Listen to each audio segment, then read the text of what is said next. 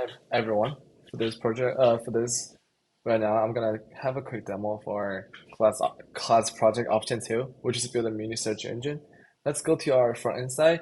Um, as you can see right here, we have many our front end side and our back end side.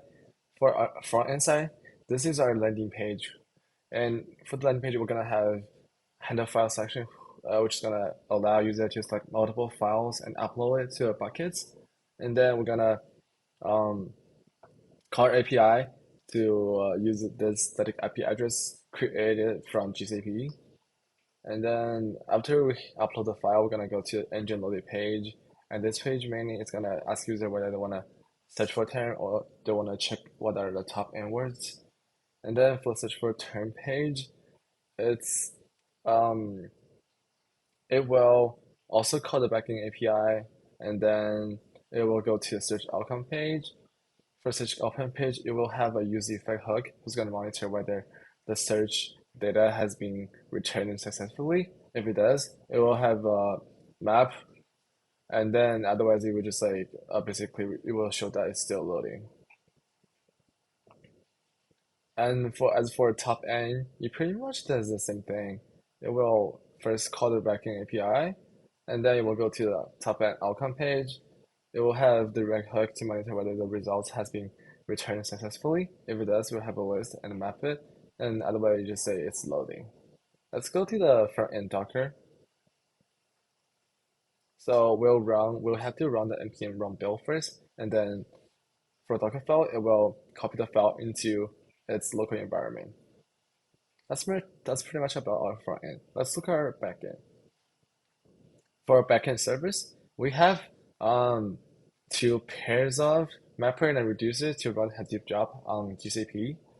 And for the mapper file, it's basically one mapper file for two jobs. So I just call it top end mapper, but it will also be used for search for term. So for this mapper file, it will first check whether the words are in a stop words, and then it will regulate the words a little bit. And then if it's in a stop words, it will remove it. Otherwise, it will keep it. And then it will output the input file name, the word, and its count. And as for the reducer, it will get the data and it will have a dictionary of count, and then it will count the word and increment the count. And it will output the word and its count. As for the search reducer, it will construct inverted indices using the nested dictionary structure. The dictionary is nested because we want to have our word as the first index, and so that we can search the word, and then we want to have its file name as the second index so that we can get its final count. And this will generate a unique hash as the ID for each word and its file name. So that's much about the logic. And then let's look at the app.py. And before we actually run the application, we will first upload our mapper and reducer scripts to buckets. And we'll create a buckets if it's not exist, if it does not exist. And then we'll check whether our mapper files and reducer files are in the bucket or not. If it does, we will simply ignore it. Otherwise, we'll upload the scripts to a bucket. And then it will serve as a backend service, and then we'll handle the request. Let's look at our upload files logic first. So for the upload files, it will connect to the bucket, and then it will recursively search for all the files inside this chosen zipped file, and then it will unzip it, and it will recursively go over all the subdirectories and all the files and upload them to the buckets with respect to their correct ordering and path. And then let's look at the top end function.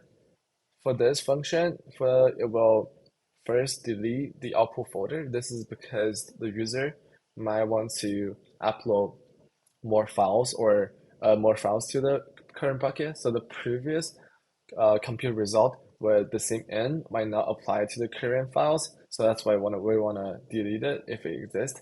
And then we want to construct arguments and get all the files. And then we want to actually run the headup job from here. This will prepare all the scripts and all the arguments needed. And we'll have the sub-process API to have a thread and to run the actual headup job and then return the result. After we get a result, we simply have a count. It will count the world and we'll get its final count and return a final count. As for search for term, after we get the result, we will construct the search heads, and then um, it will first parse each line, and then it will construct each word based on it will check whether the word has matched. If it matches, we will just append the frequency, the folder, the name, the ID from the reducer file, and we will sort them to output the result, and then we'll compute our execution time and the relevant outputs we need for to display our front end side and then return a result here. That's pretty much all the logic for our app.py. And then let's look at our Docker file here. For our Docker file, we will want to copy all the necessary files and the scripts to our current environment. And then we want to download GCP. This is because our current Docker will not have GCP as its binary. So we want to download and install it. And after that, we will want to authenticate our GCP account with our credential.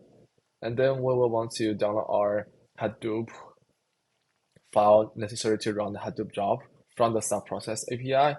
Then this is the command to actually download the zip file, the Hadoop zip file, and then unzip it. This is our Docker file for the backend. Let's go to the K8s. And for here, this is the deployment.yaml.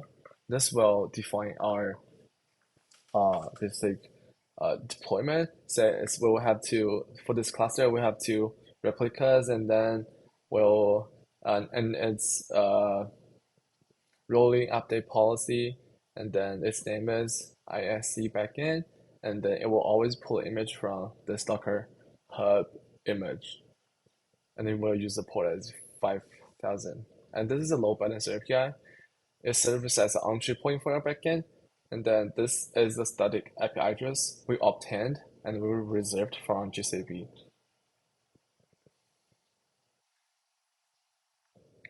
And let's check our Terraform logic. The variables.tf basically defines all the variables. And then these are the constants we need, providers. And let's go to main. This will define our GKE clusters because for this project, we'll want to deploy our entire backend as a Docker, and then we will want to use Terraform to deploy the Docker as a cluster on Kubernetes compute engine, which is also GKE on GCP. And here we define the cluster, define the main node pool, and then the actual commands to deploy it will be first we're gonna set up the cluster, the GKE cluster on the GCP according to our credentials and stuff, and then we will use kubectl to deploy our Kubernetes clusters on GKE and also load balancer cluster. Those are the whole logic of our application. Let's actually see the application running. For here, these are the previous rails I run, but now I'm going to show you how I run again. 80. Oh, here is because we built our front end Docker with port 80 and mapped to the port inside container as 80. So we'll run localhost 80 to access the Docker application, and this is localhost 80. First, we have the options to upload our file. I'll just upload one file for demonstration purpose, and we'll load this engine. And now we have the options to either search for term or um, see top onwards. I'll just choose to search for term first. I'll search Henry, and as you can see here, we'll display our execution time, and then we'll have the options to display our hashed ID, and then our document folder, and our document name, and its corresponding frequencies. Note that this might take a while because for each time we will want our result to be accurate because we have no idea whether the users have updated or uploaded files before we run the job. So we'll want to delete all the previous result, and then we'll want to rerun the entire Hadoop job to obtain the final result. So this might take a little bit while because for every time we're just rerunning the Hadoop job. It's gonna take around like I would say 5 minutes.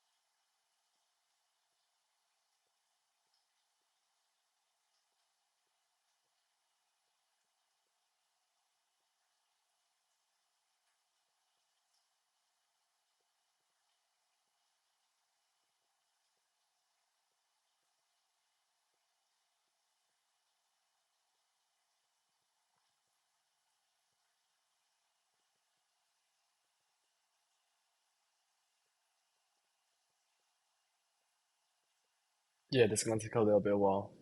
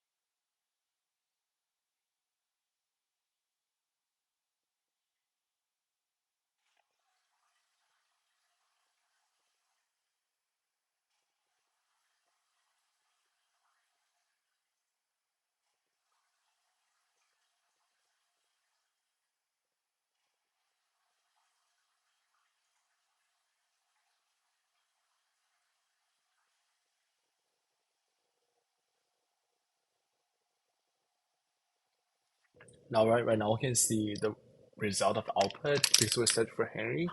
It will output that the frequencies of each world and its folder name, the hash, and then the file name. So this is constructed using the inverted indices. And now we can see that the execution time is basically 261 seconds. That's roughly around like 4 or 5 minutes. So let's go back to the search and to check what are end top words. So I would just give a word three, and it's gonna take another around like 5 minutes or so until the final result.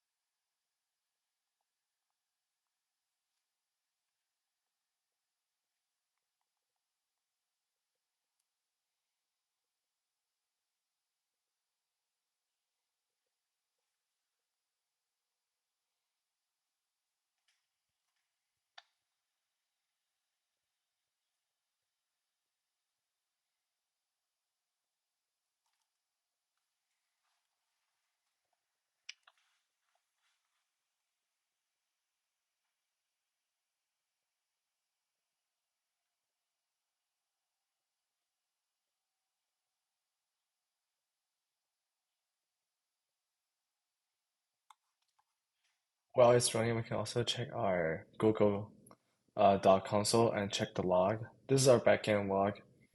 Let's go to latest log. Uh, let's see.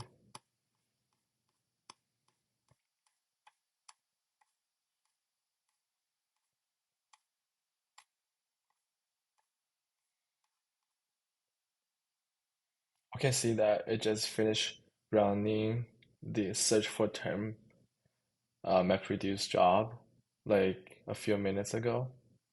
And those are the outputs it has.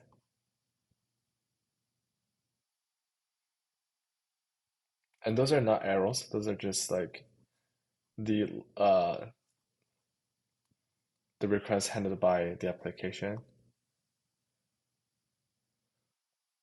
And now it's currently running the top end job, so it's gonna take maybe a couple more minutes.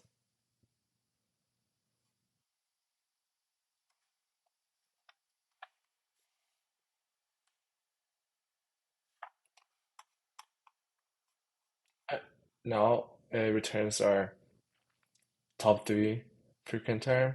You can see that the first one is one and set and would, and this is our backend. Let's check our backend log.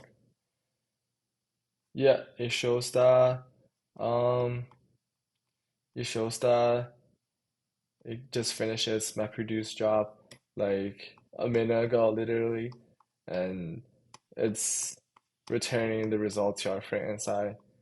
It just finished our MapReduce job, and it's displaying on our front end side. Yeah, that's pretty much it for the demo. Thank you for watching.